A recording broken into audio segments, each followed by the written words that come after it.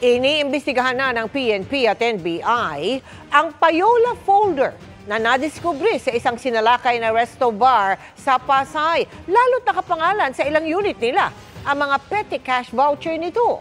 Mahigit 70 ang nasagip sa raid, kabilang ang ilang menor de edad. Nakatutok si Marisol Abduraman. Madaling araw nitong Sabado nang salakay ng DILG Special Projects Group o SPG ang high-end bar and restaurant ito sa Pasay. Nirescue ang 72 babae, kabilang ang 3 menor de edad.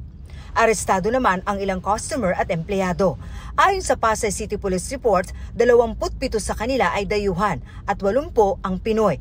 Nadiskubre rin sa raid ang folder na ito na may pangalang Payola 2024. Laman ng folder ang mga petty cash voucher na may pangalan ng ilang individual at iba't ibang law enforcement unit sa PNP at NBI. May nakalagay ding halaga sa mga voucher. Ayon sa PNP, hindi rin daw nila ito palalagpasin. Kailangan po natin kumalap ng mga ebidensya at kung meron po na nakakapanood ngayon na may information relative dito sa sinasabing payola ay makipag-ugnayan po kayo sa inyong pambansang pulisya. Definitely po ma'am, yung registered owners po nito, yung mga nagpapatakbo. I understand they already have some names but I have to wait for the official documents. Mag-iimbestiga rin ng NBI ayon sa direktor nito. Anya, mahirap magbase sa mga papel na nakuha sa bar at maaaring nagamit lang ang mga pangalan.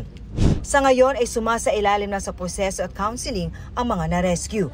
Tumanggi na magkomento ang Pasay Police sa operasyon kung saan nagsilbi lang daw silang perimeter security. Wala rin sa kanila ang mga inaresto na turn over sa DILG team.